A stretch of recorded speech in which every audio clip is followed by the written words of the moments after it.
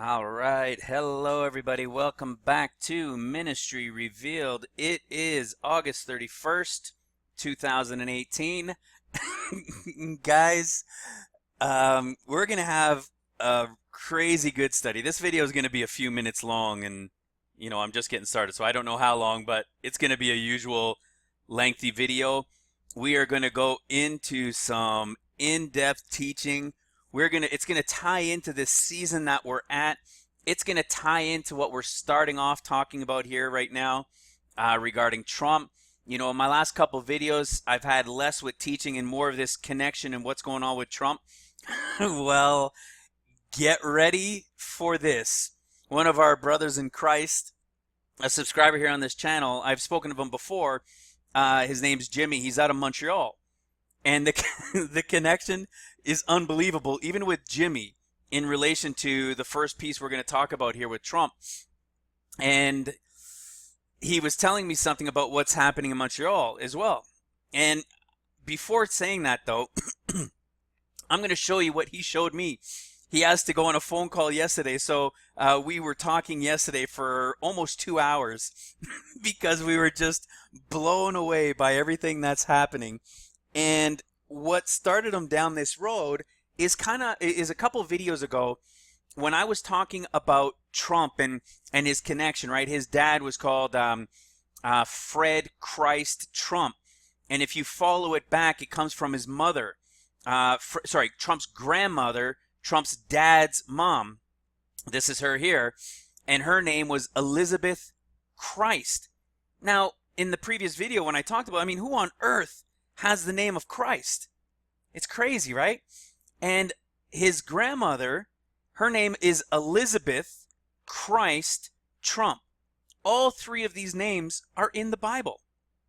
And they relate to the time of John. And John was what?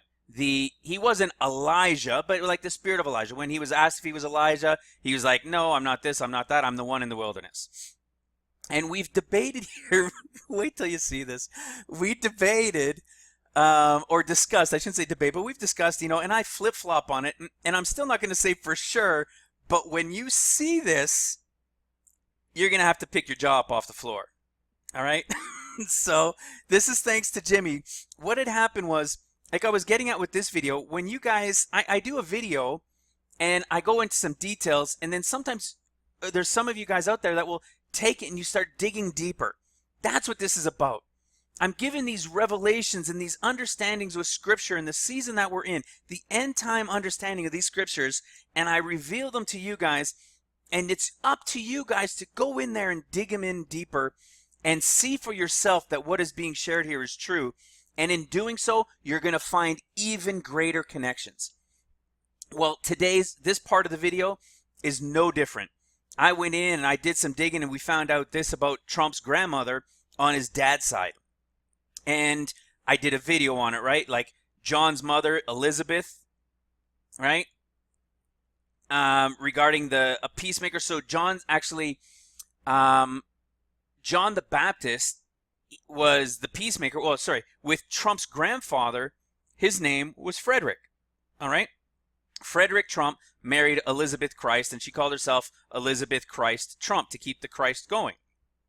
And it actually ended after Trump's dad. So I don't know what Trump has done with the word Christ or what, if it just ended with the parents. But his dad's name, Frederick, or Fred, means peaceful. Interesting, right? You have Elizabeth's name, like John's, Christ, and then Trump, all three of them in the Bible. Well, from that video and from my last video, we were showing some more things with these connections to Trump. And in the 50 year, the true Jubilee year from 83, from 33, ending in 2033, it's amazing. Well, Jimmy decides to look a little bit further and follow this rabbit trail regarding Trump's family. You're going to be blown away. Now, this story isn't a new story. It's new to me, and it'll be new to many, if not most of you. But the story of Trump's grandfather, who married that Elizabeth Christ woman, right? So Trump's grandfather's name was Fred Trump, and then I believe, and then he named his son Frederick. Like, in fact, here, if we look down here, is it? No, here it's on this one here. I think you have the kids there. See? So this is his grandfather, right? This guy here. This is Frederick Trump. This is Trump's dad right here. This is Fred Trump. Trump's grandfather, Frederick Trump, which means peaceful. This is Trump's aunt, called Elizabeth. Elizabeth Christ, Trump's grandmother, and then his uncle John. All right? But this is nothing. This is just to give you guys a recap of things we've kind of covered already relating to this. But now watch this. So, Donald Trump's grandfather, Frederick Trump, it says, this is from the National Post where we are here in Canada. And it says, the Trump riddle, did the president's grandfather or another Fred Trump F flip Klondike claims? Well, no, it was Donald Trump's grandfather. So Donald Trump's grandfather moved to the Klondike in the late 1800s. And instead of flipping and doing all this stuff for gold, he went where the gold was, and during the gold rush, and he bought up land.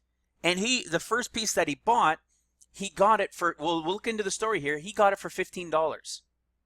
He sold half of it for $400, and he waited a few months, and he sold the other half for $2,000.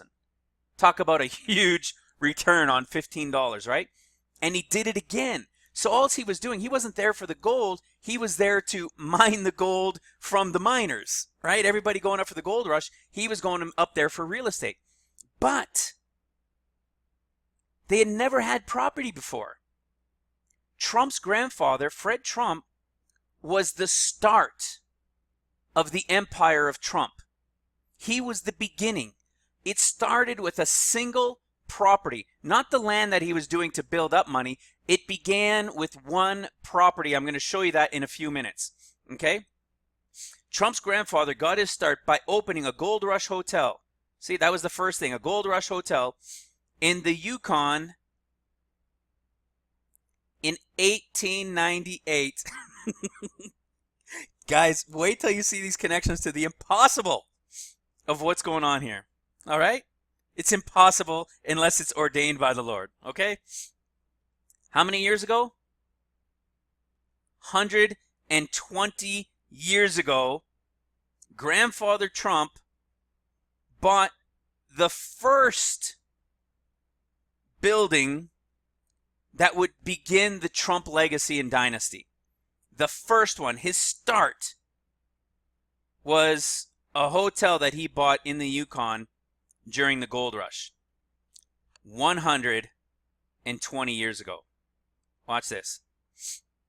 See, Fred F., it still is clearly visible. So his name up in Dawson City, it's still clearly visible on the documents 120 years later.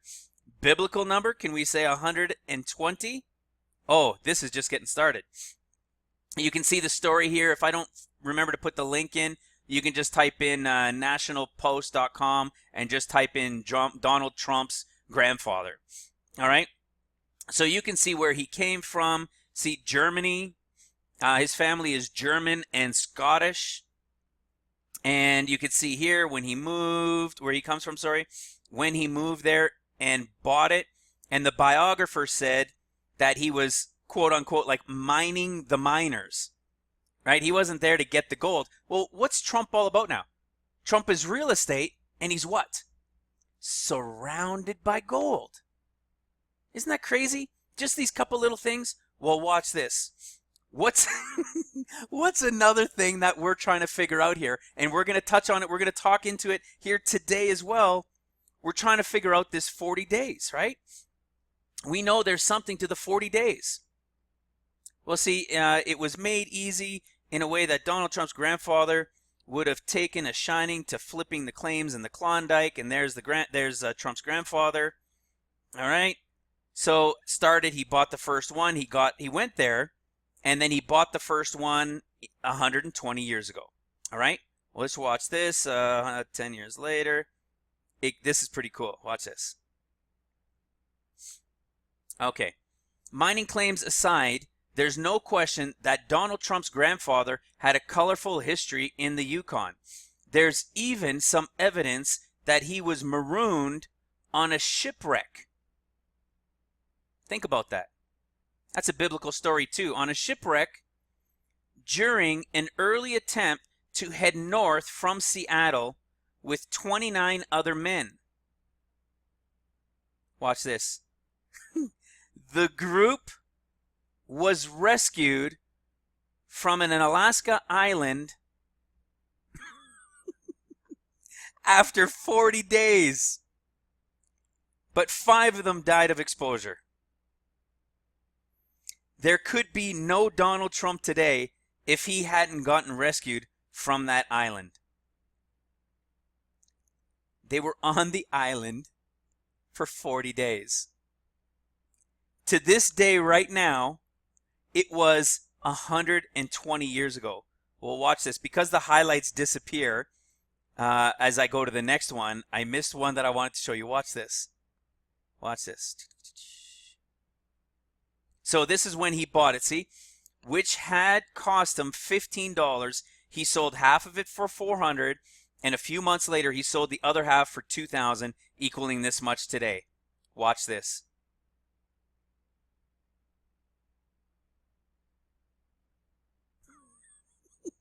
That September, he did it again. Do you see all of these connections? September, he did it over again. 120 years to 2018. 40 years, they were marooned on an island. Some of them were dying. And then he got rescued. Well, remember what I started this video talking about. What we've been talking about a number of times. We're trying to figure out, is Trump, is he the white horse rider? Here's the thing.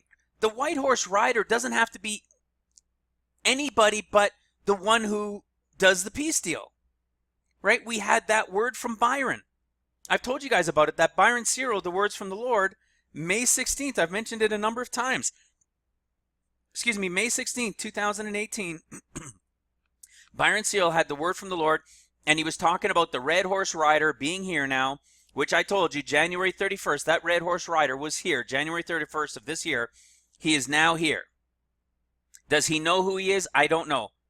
If Trump is the white horse rider, wait till you see what I'm going to show you. This was the whole freak out in yesterday's phone call. If he's the white horse rider, does he know he's the white horse rider? I don't know. I'm going to say I don't know. Maybe they do, maybe they don't. There's been enough. You watch the last video I talked about with Trump, and you see him, he vanishes, and there's a dove where he was. There's all of these things, and you see Trump and those people that are working with him. Trump is the only president in history that has literally surrounded himself with, I think, a couple hundred pastors, Christian leaders in America, not just getting their vote and then walking away from them. Right? A lot of people, there's a lot of talk out there that Trump's not going to do this or announce the deal in September. I think he is. There's a little bit of talk that there's going to be a wait until the 2019 election in Israel. It's not going to happen because we know it's going to happen in 2018. I've showed it every single which way possible from scriptures. It's going to begin in 2018.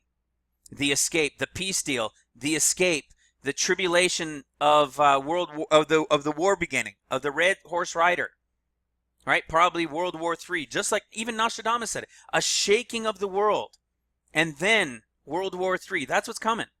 It's the earth is going to be shaken. We're going to look at all these things as we get further into this. Well, that's, I think, what people are being thrown off.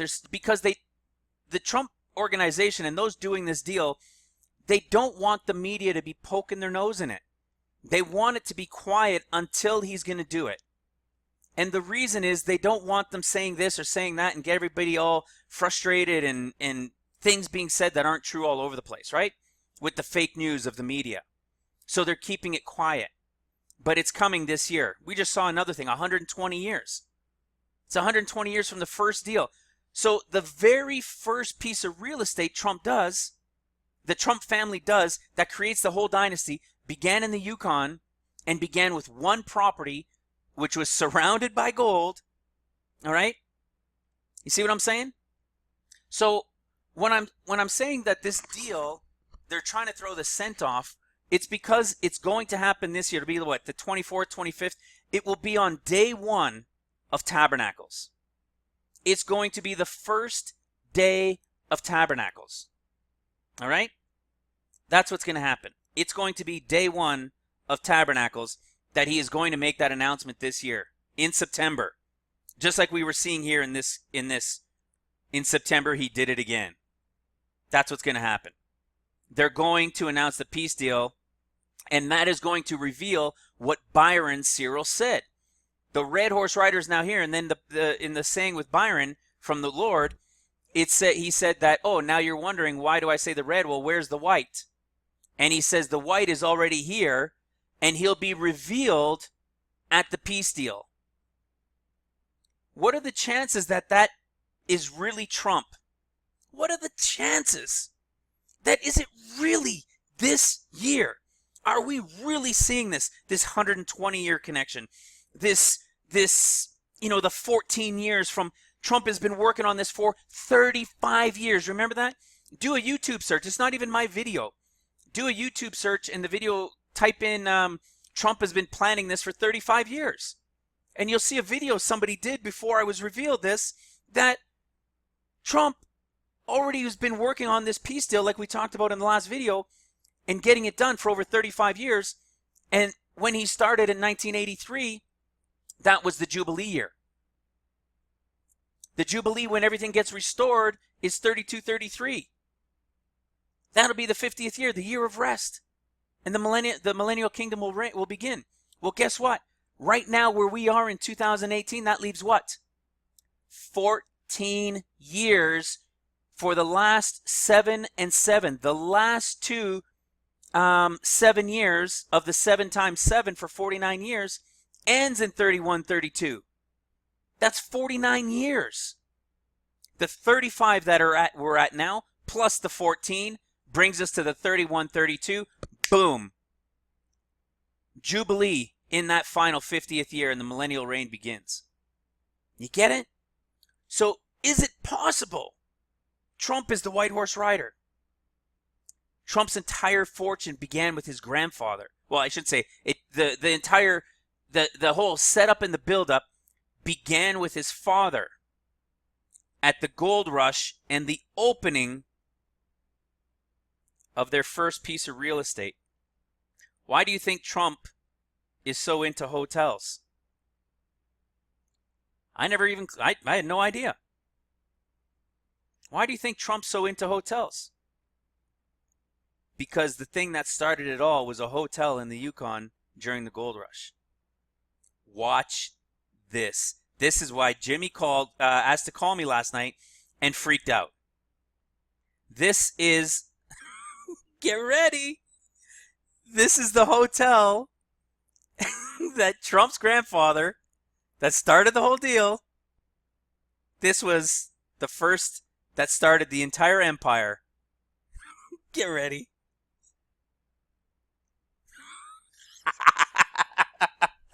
Isn't that nuts? Have you caught it yet? I'm sure every one of you watching has caught it.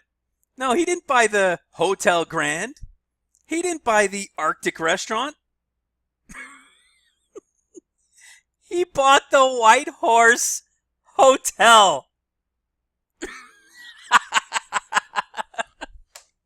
Come on, guys. Oh my. This is crazy. He bought the White Horse Hotel. Yeah, maybe the restaurant's attached to it. He didn't buy this hotel. He bought the White Horse Hotel.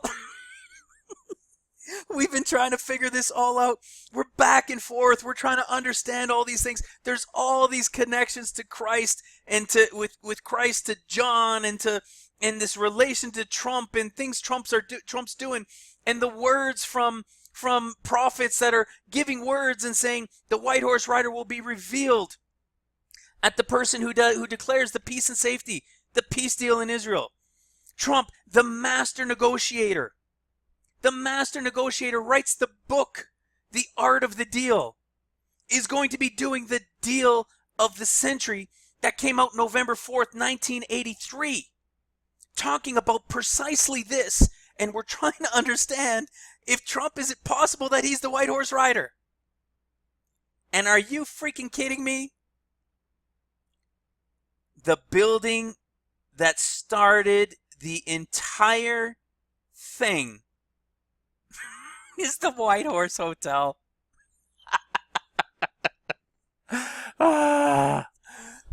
I've already freaked out like this yesterday. I told it to my family last night, and my son, he looked at me and just went, "Whoa!"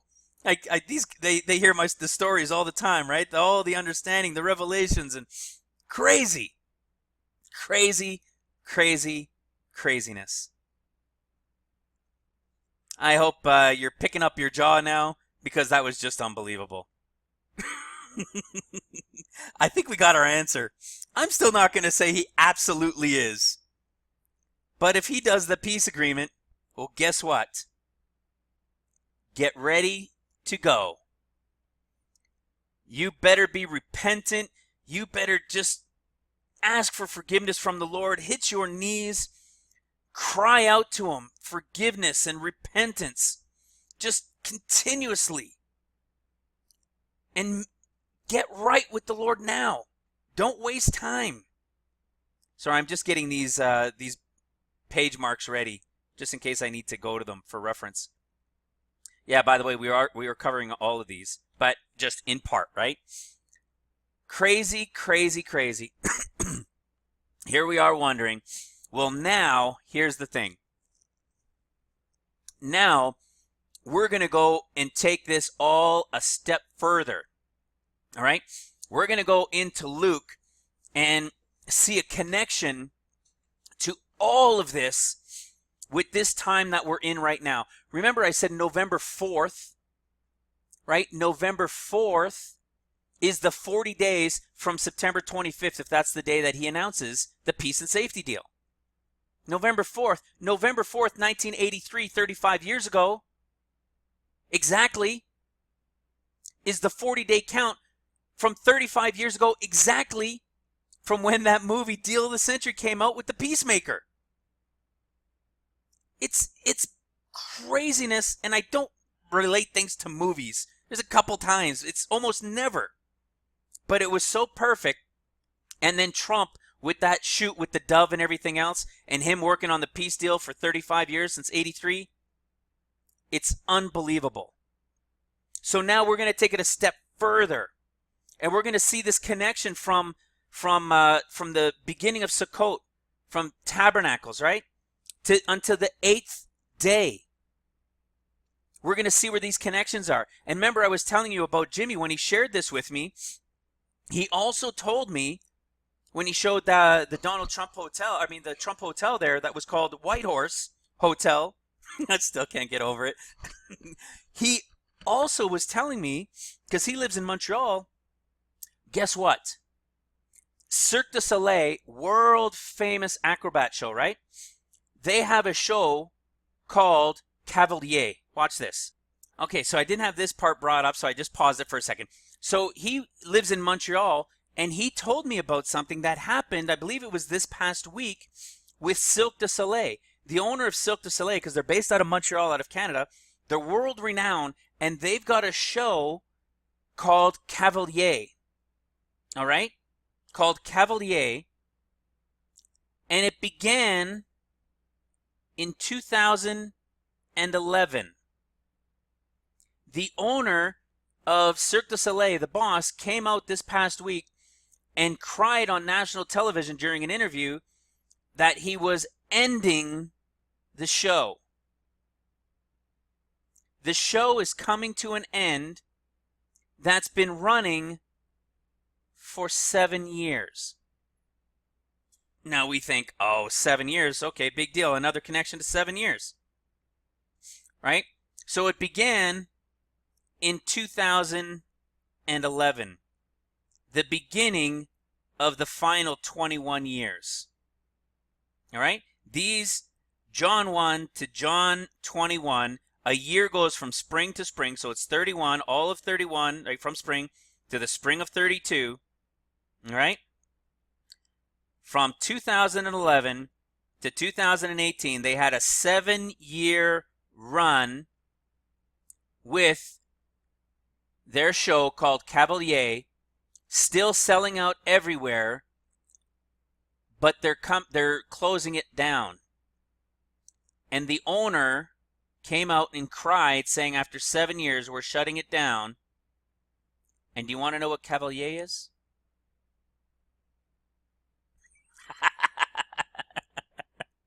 Yes, sir. It's the White Horse Show. It's all about the white horse. Do you understand these connections? Do you understand how impossible this is except by the Lord's hand? Oh, well, guess what? It gets better. Guess when their last show is? Guess when they're shutting it down, he said.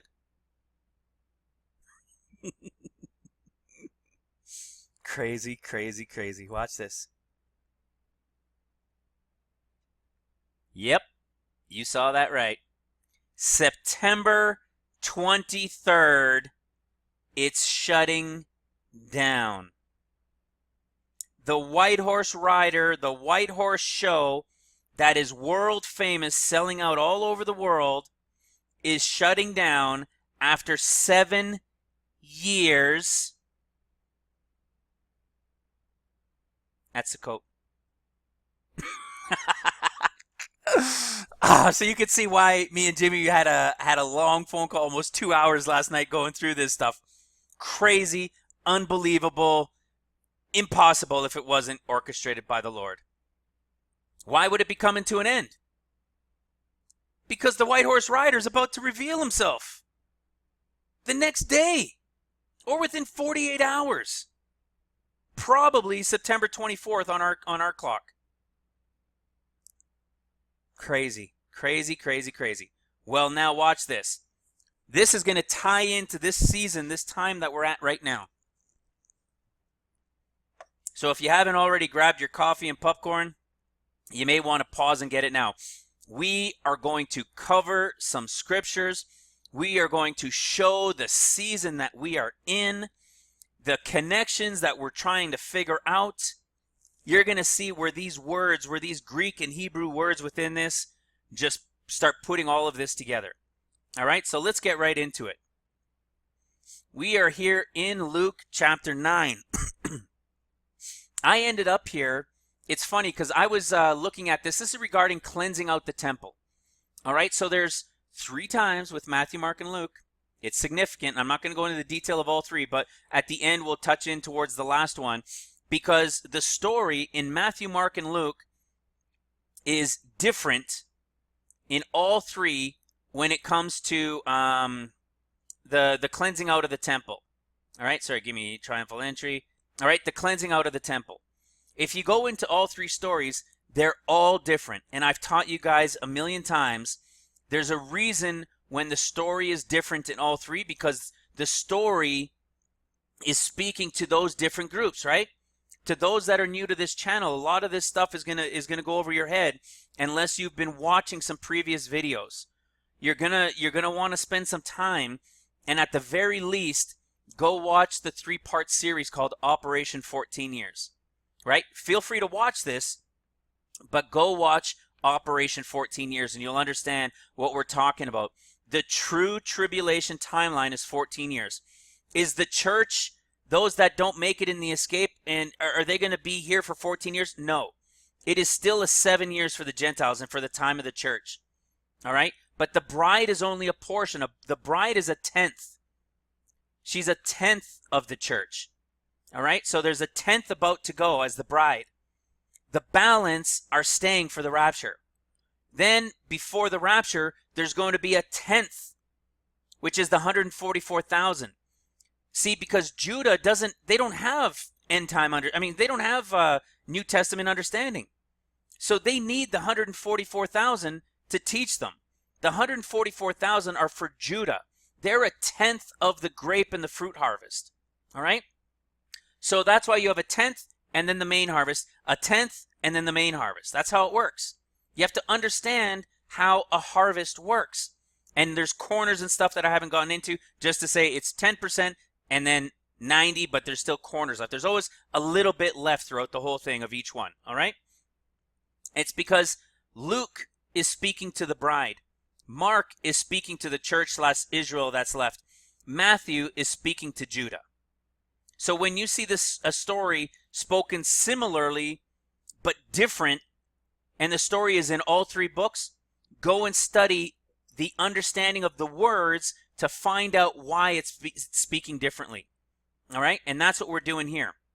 So let's go into this. Here we are in Luke 19. And in Luke 19, see, it starts off, but in Luke 19:28, you have the triumphal entry. And this is also spoken of in Matthew, Mark, and Luke. Again, slightly differently. But for Luke's in this case, we're not going to go over this right now. We'll touch on it maybe later. But this is the thing I want to get into first. When Jesus comes near, he weeps over Jerusalem. This story here is only found in Luke. It's not found in Matthew or Mark or anywhere else. It's only in Luke.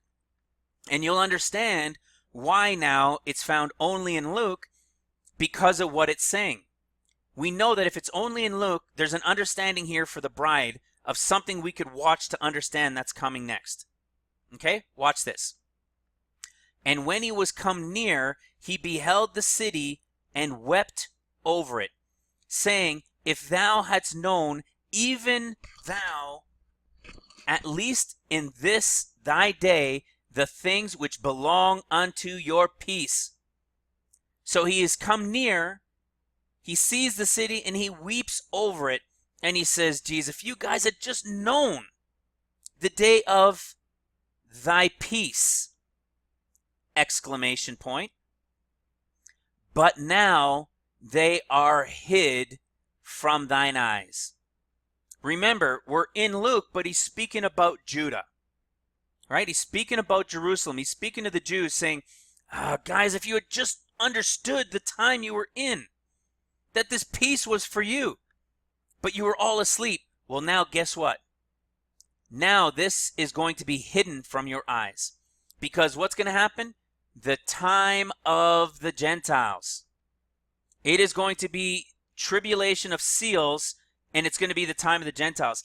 I don't know this for sure, but I'm skeptical as to whether any Jews will actually come to know Christ during this during the time of seals. I don't think their time will come until trumpets. I really don't. Those that don't come now by the time of the escape, found accounted worthy to be part of the bride, I don't believe, I'm not 100%, but scriptures that have led me to think this over the past few months, it's the time of the Gentiles next. There'll be no more for everybody. The bride was a little bit of everybody. Time of the Gentiles is going to be the Gentiles. Judah's time comes trumpets. All right? So let's look a little bit further. For the days shall come upon you that your enemies shall cast a trench about thee and compass thee around. Just want to check something. Okay. And keep thee in on every side, and they shall lay you even with the ground. They're going to destroy you to the ground. Look. And your children with you. You know, these people that teach all the kids are going first. It's not the way it works. I've done a video on that. There was one not too long ago when I talked about there's children, but if the parents are saved, and where is that? Give me a quick second to see if I can find this real quick. Oh, there it is. So 1 John 5, whosoever believes that Jesus is the Christ is born of God. And everyone that loves him that beget, so in everybody that loves Jesus, who has kids, loves him also that begot of him. All right? It's like confusing wording. But what it's saying is, for everybody that believes and loves on Jesus Christ and has children, the Lord loves their kids as well that they have begotten themselves. Okay? Those are the ones that are going to go. Now, what's the cutoff? There's got to be an age cutoff. But we know in the Bible there's no age of accountability. But at some point, these people, the kids, will be grown up and have to make the decisions for themselves, right?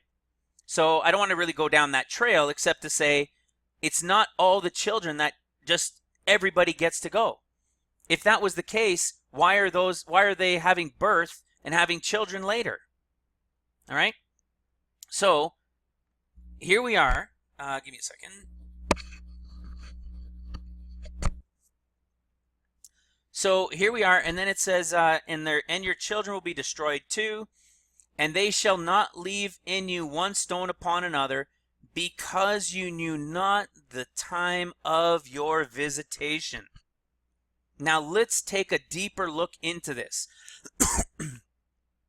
When he was come near, watch this. If this is the time we're talking about right now, that is about to take place, it doesn't say when he was in Jerusalem, when he was at Jerusalem. No. It said when he was come near, and that's what got my attention. Because we know of something, don't we? When Jesus comes near again. That relates to the time of the bride and the time that's about to begin. Okay? Look at what it means. To come near, approach, these things make sense. But it comes from 1451. And that's why a program like this called eSword is so important. If you have Samsung and so forth, it doesn't work. There's another free one called MySword. All right, so MySword for Samsung and Android, and eSword works for the other ones. All right, but you can use eSword on your tablets, your computers, and everything. This program is called eSword, and this is why your understanding becomes multiplied because you can go in and find word definitions and their root meanings, and that's what we're doing here. So what does it mean that when he was come near? How is this relating to the end? Because this is only spoken about in Luke, which means it's addressing something for the bride to pay attention to. Around the time of peace. See that? He has come near and he's weeping over the city, saying, if you had only known at least at this time, this day, the things which belong unto your peace. Which day? The day of peace. Well, the word come near means obviously to make near, approach, but it comes from the word 1451. Watch this. To squeeze or throttle, right? From the base the base of G43. So it comes from the base word of the Greek word G43. Watch this. G43. Ready? To bend as a curve, like an arm, to arch, right? To bow, to bend. All right? So why would the word near, to come near, mean to bend? Right? Think of like holding your arm out and you're bending it like you're going to scoop it up or something. You're going to scoop something up. It's to have a curve or a bend in the arm. Why does that have anything to do with coming near? Because there's an end time understanding to it, and everybody that's been watching this channel knows exactly what that is. Psalms 18. This is the stuff we're waiting for. What's gonna begin at the time? That's what we're trying to figure out. What's gonna begin when Trump declares the peace deal? And that 40-day count begins. What's coming? Get ready. That's what we're touching on here. Psalms 18, we've covered it many times, right? The Lord is my rock and my fortress, my deliverer and my strength. Because remember, for those who are new, Psalms 18 through Psalms 31, 32, there's a year for every one. And you could do the exact same thing on the 100-year gap, because if you take Psalms, the 19th book, and you do Psalms 1, 2, 3, 4, 5, you carry it all the way through. It was discovered in the 80s that they're relating to one per year from 1901. So that would mean that we would be now in Psalms 118. And look at this, how Psalms 118, and this talks about then where we're going to be gone when he takes us, and see the gate opening, and oh, amazing stuff. That's not the purpose of today. But see, look at how it says here. Psalms 118, I called upon the Lord in distress, and he answered me and set me in a large place. What I'm going to show you in in Psalms 18, which also relates. So 118, there's a relation to 18.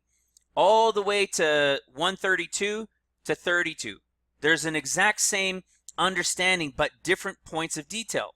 And Psalms 18 from verse 1 to 84 to 24 is the gap. See this little white strip of line right in between these two sentences, between these two lines? This little line right here is Psalms 18. All right? Look, you have, I called upon the Lord in my distress, and he answered me and set me in a large place. Okay? So when we go back to 18, watch what he says. In my distress, I called upon the Lord and cried unto my God. He heard my voice out of his temple, and my cry came before him even unto his ears. And the earth shook and trembled, and he was wroth with them, and nostrils came up. Well, watch this. So remember, in my distress, I called upon the Lord. Well, let's go further down. What does he do after? He sets them in a large place. Look. He brought me forth also into a large place. He delivered me because he delighted in me. And I've got a great video on cleanness of hands and so forth. You can go back and watch. But see, this is between those two. Then he set me in a large place, and here's me in my distress. So in between those two lines from Psalms 118 is what takes place before being set in a large place. Okay? Watch this. So we were just talking about this. He heard my voice, and the earth shook and trembled, and was wroth and shaken about. There went up smoke out of his nostrils, right? We know that there's going to be an earth-shaking event. The whole earth is going to be shaken, is going to be caught off guard. I believe it's possible. Look, nostrils, everything, it's two nostrils, right? So I believe there's going to be something in the U.S. and something over in Europe that's going to blow. Is it going to be Yellowstone? It's going to shake the world. That's a hard call, but it very well can be. And here's why. Because when you see what he does here and how he's traveling, it's dark. It is not the 3 days of darkness. It's from the explosions that came out of his nostrils, out of the earth's nostrils. All right? But now watch this. Let's stay on what we were talking about. So there went up smoke out of his nostrils, and fire out of his mouth devoured.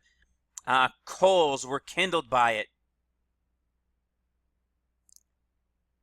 He bowed the heavens also, and he came down, and darkness was under his feet. What's the darkness from?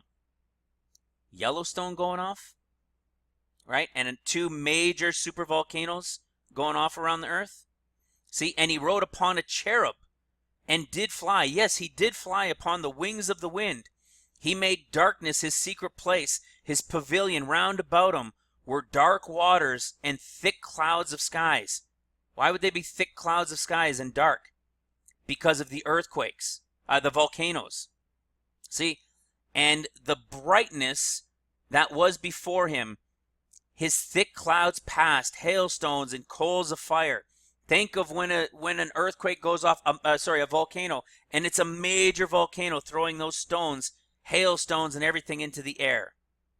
All right? Well, what does he do? He bows the heavens to come and get us, right? Like, remember the arm like this, to bend as a curve, right? To scoop us up, if you will. Watch this. Let's see what this word means. See that? To stretch. That's to stretch forth the arm. To spread out your arms and to bend them as if scooping up. It's the same understanding that we're looking at here in Luke. This is 2018. Psalms 118 is 2018. And it's the instant connection that came to me when I was reading with this here. And he was come near. Right? To make near, which is the end time understanding, to bend, to arch, to come and get us. And when does he do it? When he was come near, look, he's weeping over Jerusalem. Because they didn't know, in thy day, this, your day, this day, single day, right? Between dawn and dark, a day. Which one? Of your peace. It doesn't mean he's coming down on that day. We're going to see something from this coming. We're going to see it. Something is coming that people are going to see. And it's going to be something with a bowing of the heavens. The sky, I don't know if it's going to be colors or what. Right? And he wept over them. Right? Wailed, wept. And look, just a little note. The occurrence of the word wept is 40. Right? Think of 40 days. Now let's go a little bit further. Like I said, this, from come near, we're going to follow this trail. So remember 1451, it comes from the base, the Greek word, G43. Now let's see where G43 comes from. G43 only shows up one time in the Bible, all right? It's a Greek word, so it's only going to be in the New Testament. But it only shows up once, and you can see it right there. See? To curve, like the inner angle of the arm, to bend the arm, okay? Well, what happened is it brought me to Luke 2. And what's crazy about going for me, now this may not give you guys any understanding yet, I'll go through some stuff, but I think it was like 2 days ago, another subscriber, I believe he's over in Europe, you guys know him, Jason Smith, he sent me a couple of emails back and forth, and he had said that when he had asked the Lord, are we really in this season, are we in this time, he said that he heard the Lord say the word Anna. And so he emailed me asking, I don't really understand like where this is talking about with Anna. I know like he knew the scriptures, but he didn't know how the relation was, where it related. So he sent me an email saying, can you look into this? It's what you do. Can you figure this out? So I go into Luke 2 for the last couple days and spend a little time in there, here and there, looking at it. Well, then I email him back and I say, oh, Anna isn't a representation of the bride. She's a representation of the 144,000. Because I had done my study through Luke 2. And it started because a couple days prior, he was sending me to look at the word Anna, which also shows up only once. So I follow this trail of Anna. There's certain keywords that you'll see like instant, and she coming in that instant, right? That's your 144,000, but not just from that. There are other things there as well. And I studied this thing on Anna first, and then who she's the daughter of, and then I went back and I studied through all of Luke 2, whereas before, I had read and made a couple notes, but this time it was more of a study. And then here I am last night doing this study on cleansing of the temple and trying to figure out what this Luke 19 here is with this bowing when he comes near, which is only found in Luke, and it leads me to where I had already been studying. You see, this is the Lord at work and using you guys to help me and show me where we're going here. All right? So now watch this. This Luke 2 is talking about the different groups. And it's going to start here. Watch, Luke 2 verse 8. It's talking about what's going to happen to the shepherds of the bride. All right? There are shepherds up there. I'm not saying myself, but let's use myself or you guys. You guys as an example. Within your families, You know, if you're the leader of the spiritual leader in your family, you could be the shepherd of your family. I'm the shepherd of my family, right? They're my flock, but I also do teachings and reveal these understandings to you through the Spirit guiding me. And you guys are also, I'm a shepherd as well. All right? And you guys, many of you are also shepherds, but a lot of you are the flock as well. Now, think of Lot. What happened with Lot? Did his whole family get visited by the two angels? Or was it just Lot? It was Lot. It was Lot who was the shepherd of his family. All right? So watch this. Verse 8. And there was in some country, in the same country, shepherds abiding in the field, keeping watch. First watch, the bride. Those that are the shepherds over the bride, right? Feeding us, waking us up, giving us the understanding of the time that we are in. See, keeping watch over their flock by night. And look at this, here it is again. We did a video on this. And lo, the angel of the Lord came upon them. Upon who? The flock? No, the shepherds. Not everybody's going to have the angel visitation. Not everybody that's part of the bride is going to receive that visitation. It doesn't mean they're not part of the bride. All right? The shepherds have work to do to go wake everybody up as much as they can. Okay? And lo, the angel of the Lord came upon them, and the glory of the Lord shone round about them. Ring a bell? Right? It goes back to, oh man, I don't want to go back into every chapter we've covered that talks about it, but I mean, Luke 9, right? The Mount Transfiguration. There's Luke 24, or the one with the robes, right? The different color of the robes. When in Luke's, it was a glorious, like it's a glorious, brilliant type robe, right? And look at this. And the glory of the Lord shone round about them, and they were sore afraid. So the shepherds keeping watch over their flock, all of them counted part of the bride. So the shepherds keeping the first watch over the flock are visited by the angel of the Lord. All right? And the glory of the Lord shone round about them, and they were sore afraid. We know this sore afraid. How many times have we covered that as well? Right? It goes to Luke 21. They were sore afraid. Remember, they were terrified. See, be not terrified. This word shows up twice, but it means to be frightened, scared, right? They're freaking out. Why? Because they're seeing this light. Which one did it relate to? I think it was 24. Right? Where does it relate to? Where is this thing that causes them to freak out and be terrified? See, they get the visitation of the angels again. That's where it comes from. It's the angel visitation. See this? We covered this before. And as they thus spake, Jesus himself stood in the midst of them and said to them, right, what we're waiting for, peace be unto you.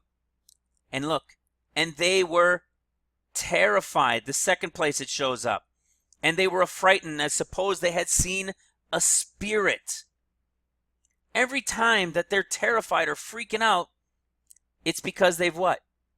They've seen the Spirit. We covered this in the Spirit with the angel of the Lord and what happened with Moses and what we can expect to see. Right? So they were sore afraid. And this shall be a sign unto you. And look at this. Okay. And this shall be a sign unto you. You shall find the baby wrapped in swaddling clothing in the manger. And suddenly there was with the angel, right, the angel of the Lord, a multitude of the heavenly hosts, praising God and saying, glory to God in the highest, and on earth peace, goodwill toward men. And it came to pass I'm still doing a study on all these. Come to pass. And it came to pass as the angels were gone away from them into heaven, the shepherds said one to another, let us go unto Bethlehem. It looks like the shepherds may be staying a little longer. Who are these shepherds? Well, we'll find out that day. I often wonder, I've had this conversation with my wife many times. These shepherds are not the 144,000. This is a smaller group doing a short-term job. All right? So, and then it says, and it come to pass, the Lord has made known unto us. Okay? We're going to go down a little bit further. And the shepherds returned, glorifying and praising God for all the things they had heard and seen as it was told unto them. And when 8 days were accomplished of the child, his name was called Jesus, which was named of the angel before he was conceived in the womb. And watch this. And when the days of her purification, according to the law of Moses, were accomplished, they brought him to Jerusalem. Okay? Now, the days of her purification, we go and look into this and then see, you keep going down and we can do that whole study on what follows with this, all right?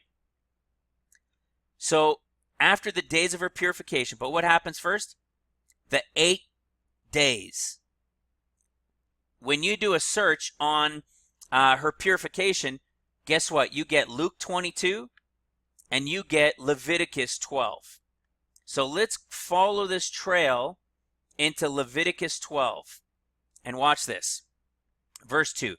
Speak unto the children of Israel, saying, if a woman conceived seed, right? The seed was fertilized, if you will. And, and, you guys know that, and, born a man-child, then shall she be unclean 7 days, according to the separation of her infirmity shall she be unclean. And in the 8th day, the flesh, right, by extension, skin, a person's body, right, let's follow it, 13:19. To be fresh, that is full, rosy, cheerful, to announce good news. Why?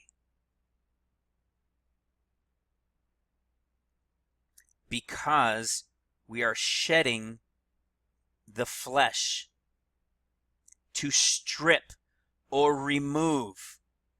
The 8th day is the removing of flesh. That's the story for us to understand with the foreskin. That's the story of the understanding. In the 8th day, the flesh of his foreskin. You follow the word. Remember, this is the eSword program. Follow the words. 6189. It's not just foreskin. See, it's exposure. You keep following it. And what is it? To strip, to expose or remove, as if to go naked. When is Trump going to announce, I think we can even do it here, when is Trump supposed to announce, right here, right here or here? It will be the first day of Tabernacles. On the 8th day, what do we have? On the 8th day, we have, I don't know, Shmini Atzeret. Shmini Atzeret, which is the 8th day. See that? Trump announces the 8th day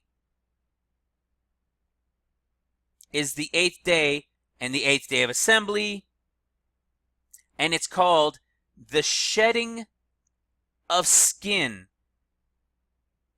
The skin will be stripped naked. The body will be stripped of its flesh.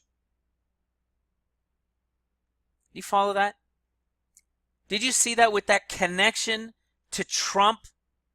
We've been trying to figure out not only the 8th day, we've been showing that in Matthew, Mark, and Luke, there is always this connection now that we've come to understand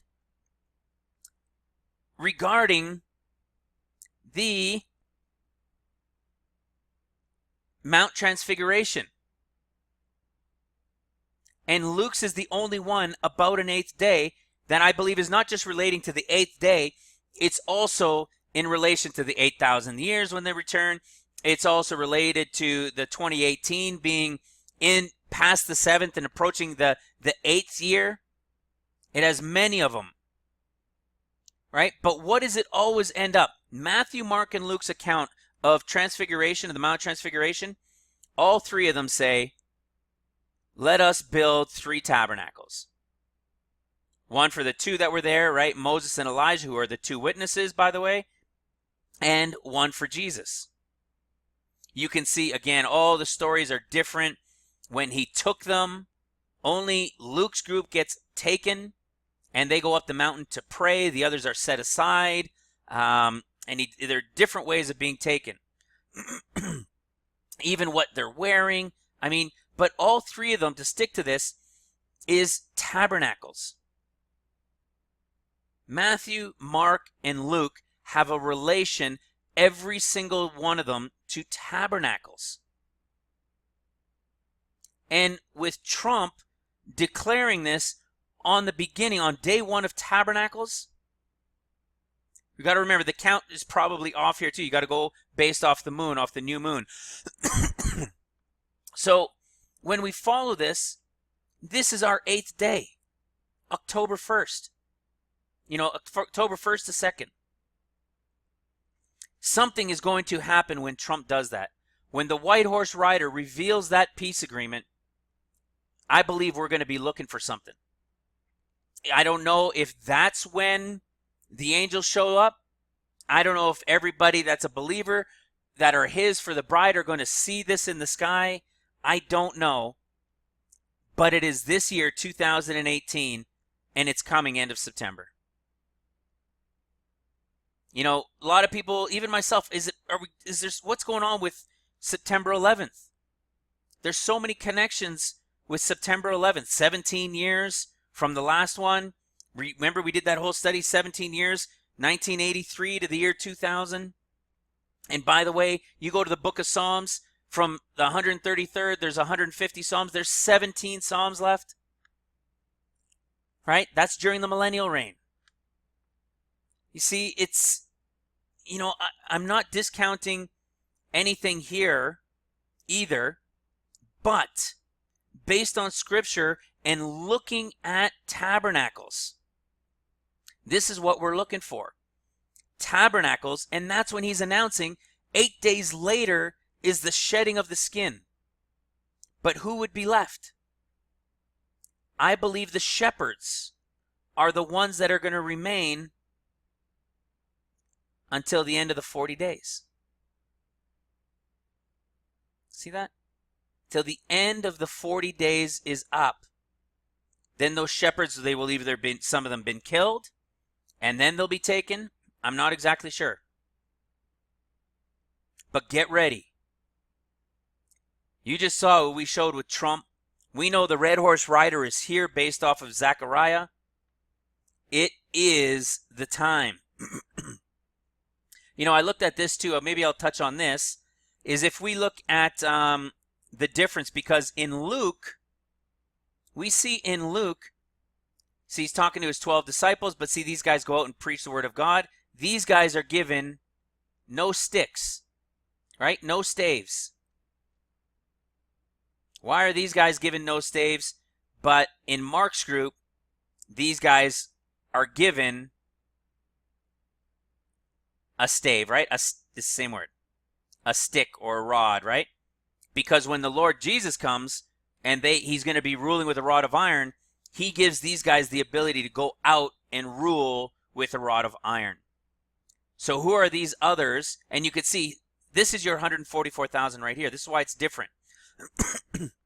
And he called unto them the 12 and began to send them forth 2 by 2. All right, that's your 144,000. In Luke, you don't have that. Where was it? Luke 9? Luke 8? Luke 9. All right, you don't have that here. Just these powers and abilities that they have to go out and preach what? The kingdom of God. The 144,000 are going out to preach the kingdom of heaven. All right? And this group doesn't get to take anything with them, not even a stick. All right? Could this be the shepherds that are here for that short time? That's another piece to another study.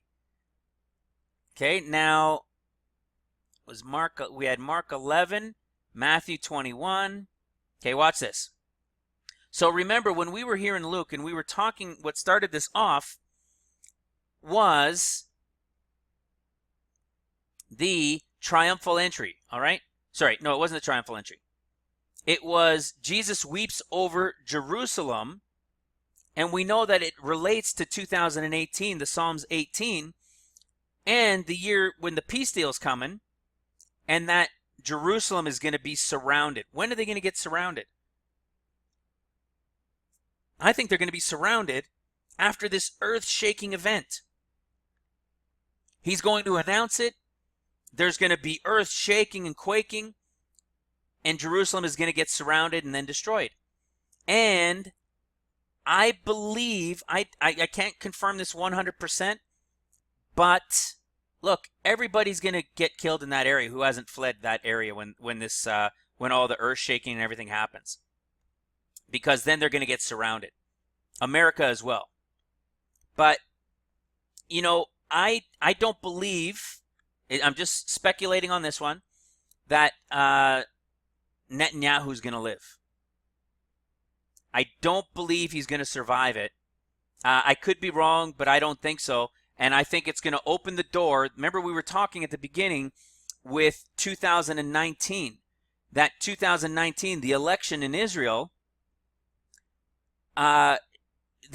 people are saying, oh, well, maybe they're going to hold off till then with the peace deal. They're not. They're just trying to deter people from paying attention and looking at it now so they don't cause distraction for it. But when that peace deal, when the 2019 and that time of the election, either if Netanyahu is still alive, he's not going to run. If Netanyahu doesn't survive, when they do have that election, they want to bring somebody back in, I believe it's going to be Jared Kushner. I showed you guys that a number of times, especially when you see it here in Zechariah 2, which is 2019. This is 2018, 19, 20, all the way to 2031. All right, remember, a year goes from spring to spring. This is 2019. And the two angels were speaking to him and said, run, speak unto this young man. Young man, biblically, is under 40 years old. And he's saying, run, speak to him, saying, Jerusalem shall be inhabited as a town without walls for the multitude of men and cattle.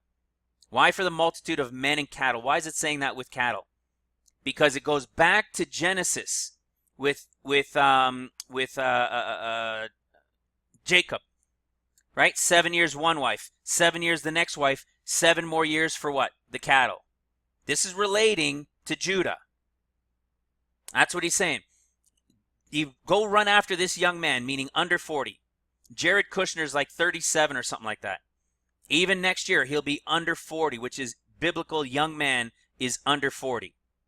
Okay? So run, because he's going to run to be the leader of Jerusalem, of Israel. Okay? And he says, run to him, and the angel is going to tell Kushner, I believe it's Kushner, he's going to tell him that the town is going to be inhabited as for a multitude of men and cattle without walls. All right? Now, might he still start building it, in 2022, 23, and they're starting to rebuild it? They will, but every time they want to build the temple, it's going to get ruined. Things are going to happen to it. All right? He might even start in 2020, 2021 to start rebuilding it. But it's going to continuously have problems and issues and so forth. And we see that by doing a study here in Zechariah. It's not until the Lord returns in 2025, he's going to be coming earlier to take people out and to seal the 144,000, or the angel of the Lord rising from the east is. But he's going to return in the year 2025. He's going to come down on Mount Zion. All right? That's what I'm saying. 2024 is the rapture year for the rest of the church that had to remain. There's going to be a massive revival in late 23 into 2024 that's going to bring hundreds of millions of people to Christ to be part of the rapture. And they're going to be brought to Mount Zion, by the way. And they're going to be set in a place protected. All right? Set in a part by themselves, like the Transfiguration story says in Mark. Okay? So this is going to be Kushner, and you could see that if you go into the story of Haggai, when you understand the 14 years and who's speaking where and when, this Zerubbabel is Kushner. This is the one saying, run, run. Go tell that young man. That's this guy, Zerubbabel in the Old Testament. See, he's a descendant. He's descended of, right? He's a Jew, but he's from Babylon because he was born in Babylon. But he's a descendant from Jerusalem. All right? He's a Jew born in Babylon. And it fits, to me it fits perfectly that it's him. It may not be him, but to me it just fits so perfectly. When you do even the search of Zerubbabel and you see the understanding with Jared and Yerub, it's really quite amazing. So with that, we were talking about, and I'm almost done, we were talking about how the difference of what I originally started on before I was revealed this with this whole story through Trump. It was a story of cleansing the temples. I had this for 2 weeks opened in Windows that I've told you about, and I never fully got into them. I've read them, I did a little bit of studying, and I had left it at that. And then this starts to happen, and boom, boom, boom. Just over the last 24 hours, this stuff here all opens up and leads us to the 8th day, and leads us right from this time when Trump is going to declare this. And 8 days later, boom, the shedding of the skin, and all of these connections with the white horse at the time of the peace deal. I mean, insane. But then I thought, well, let's just continue it and finish it out here. So the cleansing of the temple here, see, it's very simple here in Luke. See, and he went to them, and what does it say? He began to cast out them that sold therein and them that bought. That's it. And said unto them, is it not written, my house is a house of prayer, but you have made it a den of thieves? And then look at this. We've seen this a number of times. This is 2018 talk. All right? And he taught daily in the temple. I mean, we see this all over the place. Right? The Olivet Discourse of Luke. Luke's is the only one where he jumps in with his own words. And this is how he ends it. And all the people came early in the morning to him in the temple for to hear him. We go to John 8, which John, we showed this earlier. This is 2011. This is 2031. It's the last 21 years on earth as we know it. And it's not going to be as we know it because it's about to hit the fan. All right? But this makes chapter 8, 2018. And we just saw it early in the morning. This is talking to Luke's group, to the bride. So we're looking for 2018. We saw in Luke 19 where we were following that progression, that what happens, right? He bows the heavens, right? He bows the heavens. He's come down, At the time of the peace deal, he's bowed the heavens and he's crying over Jerusalem because the destruction that's about to come upon them. And the next piece ending the chapter is about him teaching daily in the temple. Well, watch, we go to John 8, 2018. Jesus went unto the Mount of Olives.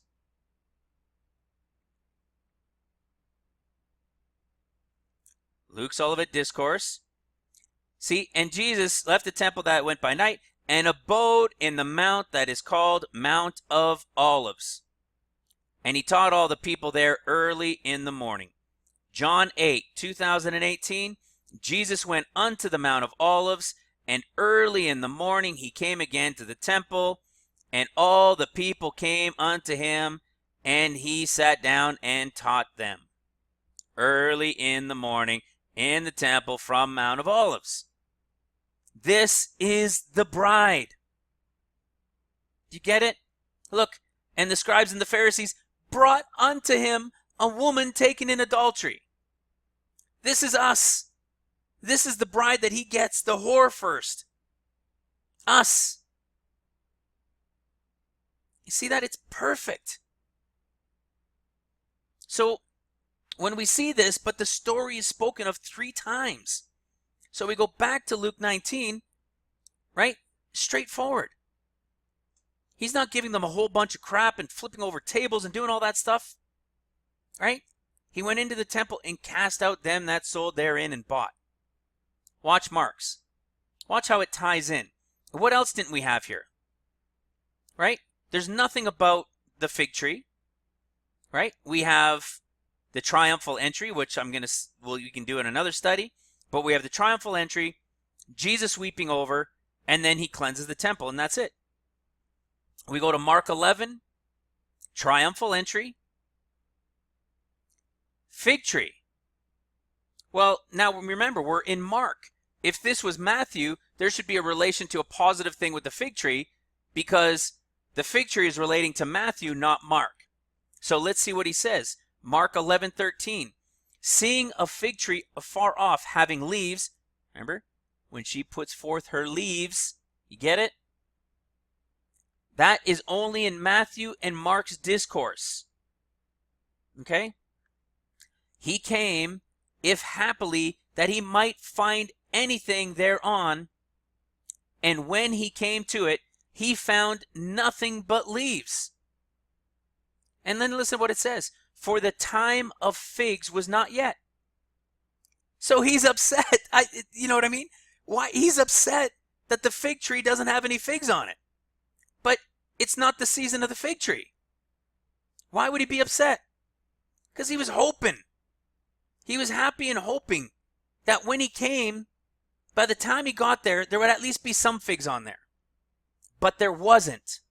Why? What we were talking about earlier. It's the time of the Gentiles for Mark. The time of the Jews isn't till later. The time of those figs isn't yet. That's why it's saying that. It wasn't the time of the fig tree. And you see, there's nothing about him weeping over Jerusalem here. And then what do we have? The cleansing of the temple. See, and he went and began and cast out them that bought and sold in the temple, and overthrew the tables of the money changers and the seats of those that sold doves, and would not suffer that any man should carry any vessel through the temple. And then you could read the story here yourself, right? And when more were come and cry in the city, and you can see the rest. Look, it keeps going, right? The rest of that story keeps going. Well, now when we go to Matthew's, watch Matthew's. Matthew 21. There's your triumphal entry. This is such a great story just in the rest of these, at reading the triumphal entry and understanding, as always, why there's a difference in all 3. See, in the triumphal entry one, when you go here in Matthew and you read Matthew's, the way it ends, the whole story in all 3 is slightly different, but the way it ends here, and the multitude said, "This is the prophet of Nazareth of Galilee." They're finally understanding who this is. And this is why I wanted to touch on this as well. Because Why is he overturning the tables? Why is he doing these things? Why is it spoken all 3 times after his triumphal entry? Did he have 3 triumphal entries? Go read them for yourselves. Why are they spoken of differently? Understand it for yourselves. This is the final time when he comes. When Jesus is going to return to the Mount of Olives, when he comes to Jerusalem. Look, and he was come unto Jerusalem. All the city was moved, saying, "Who is this?" Does that ring a bell? Jesus says, "And I will not return again until they say who he is." Until they accept and say, and then he's going to return, right? Or he's going to return and they'll accept and say. And then what does he do? Again, he casts out all the money changers. Well, who's in the temple at this time? When is Christ's return that everybody's saying, "Who is this? Who is this?" 1 year to go. Remember that? With 1 year to go.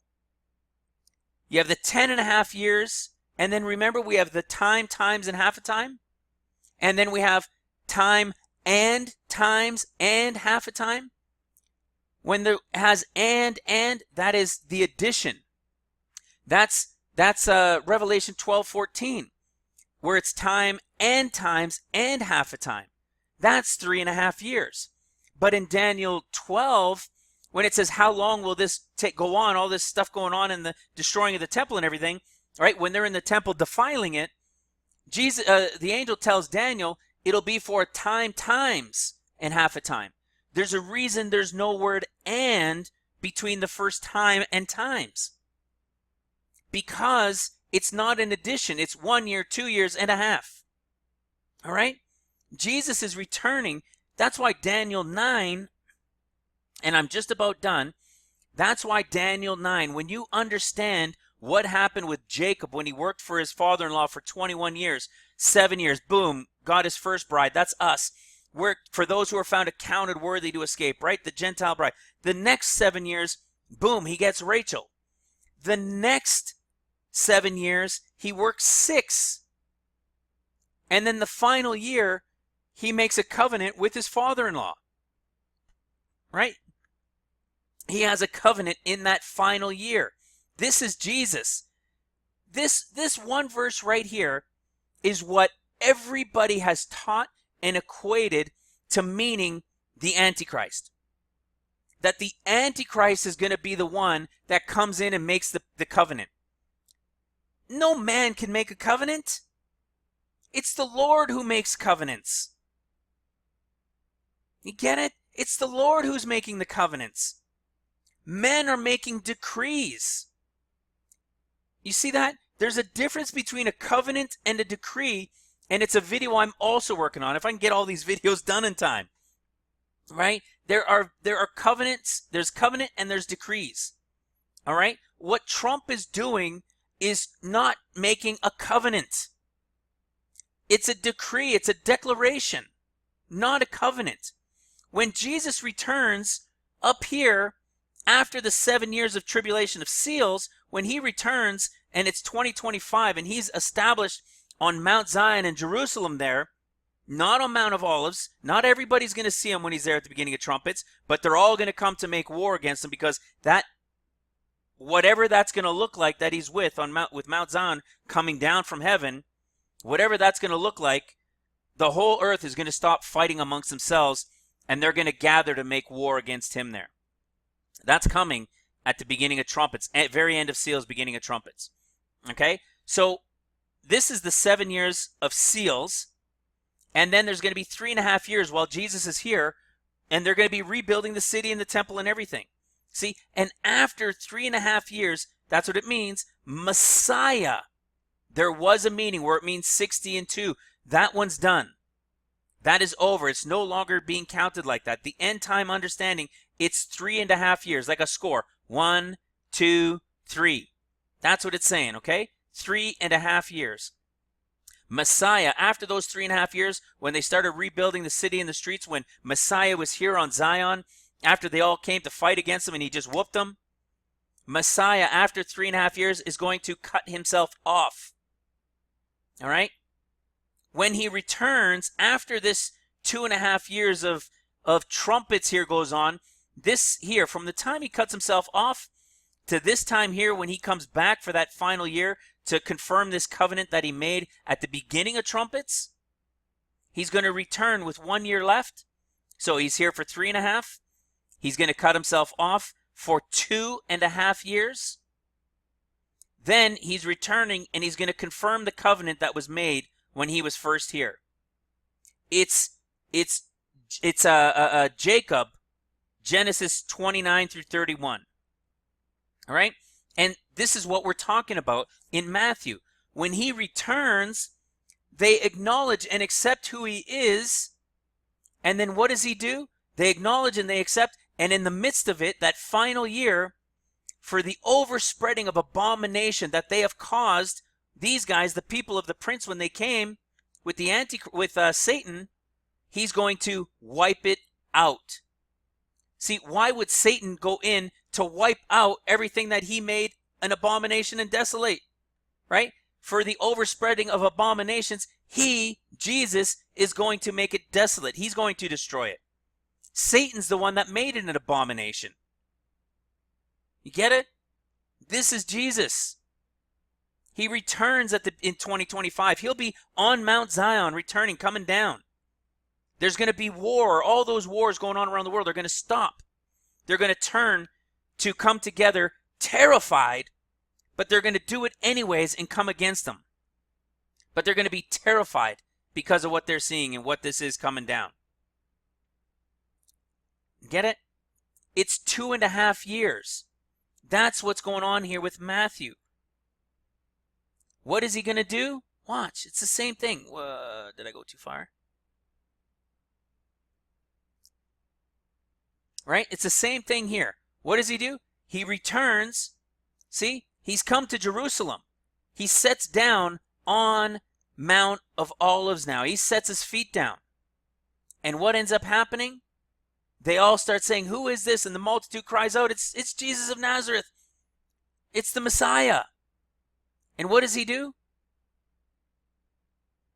He overturns the tables and everything in the temple, everything that had been going on, the desolations or the abominations that they had going on in there. And he resets everything.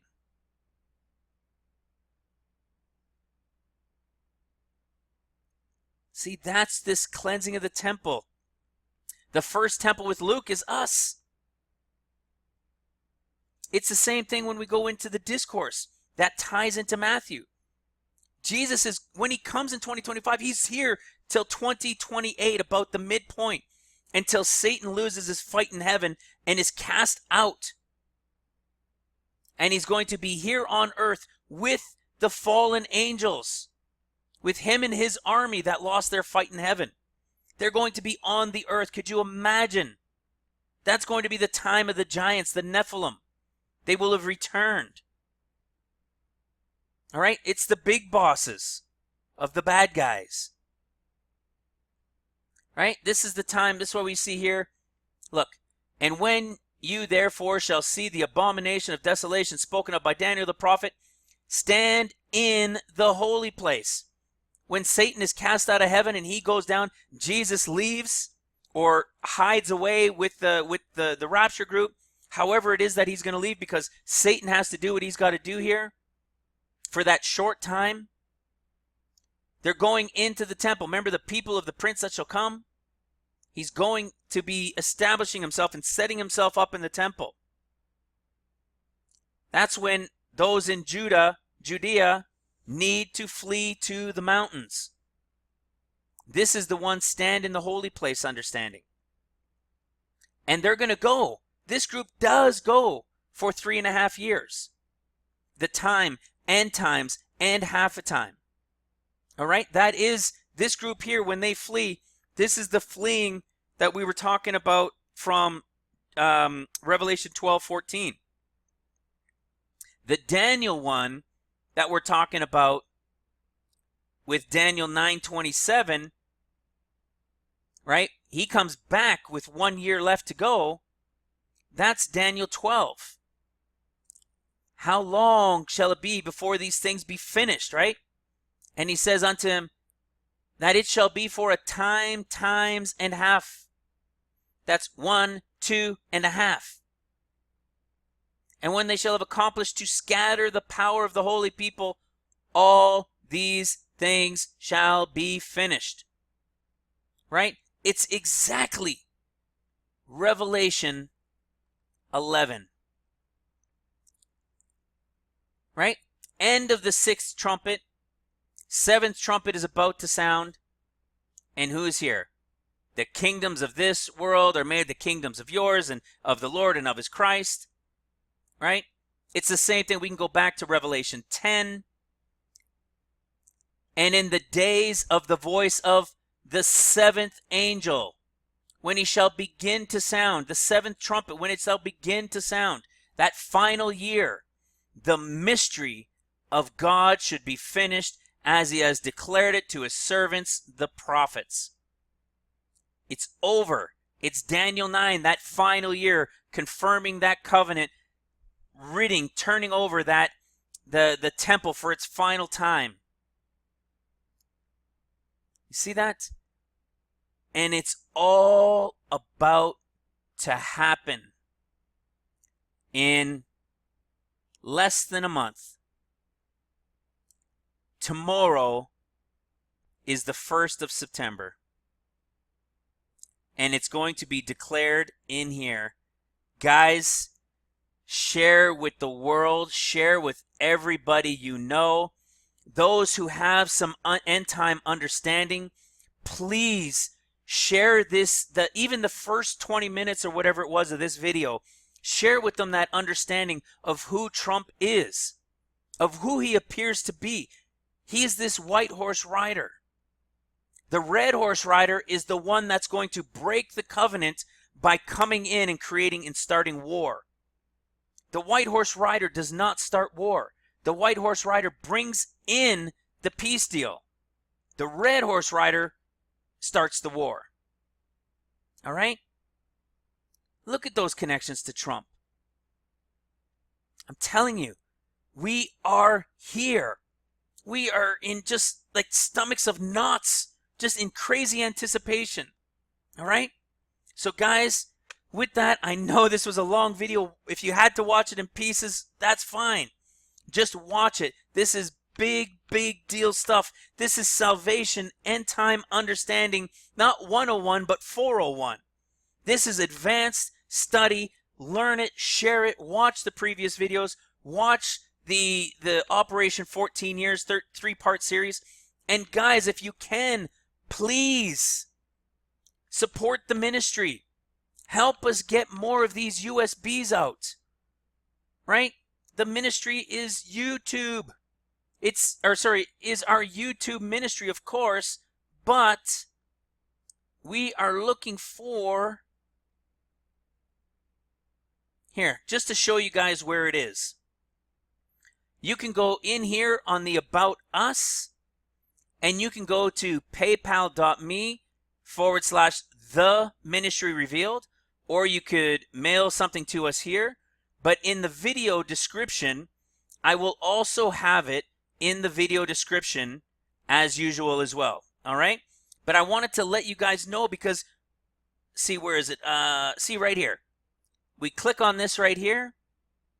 We click on this right here, and it's going to bring you to the Ministry Revealed's PayPal donation page.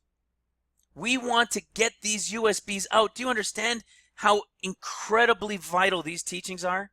If we can get more and more people, because one day these videos are going to be gone. They're going to shut down these YouTube, and if power comes, the power is shut down, they're instantly going to be lost anyways.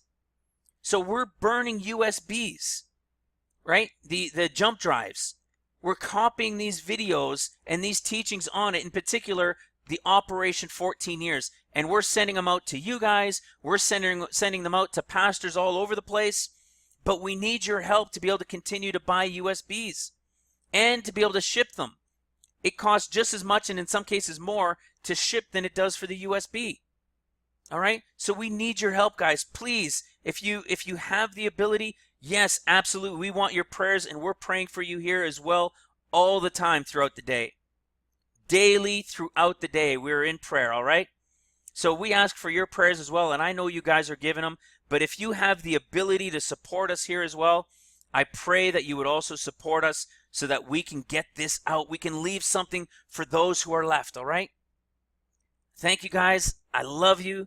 God bless you. This was an exciting video, and I hope you popped your popcorn for it. All right? God bless. We'll talk to you soon.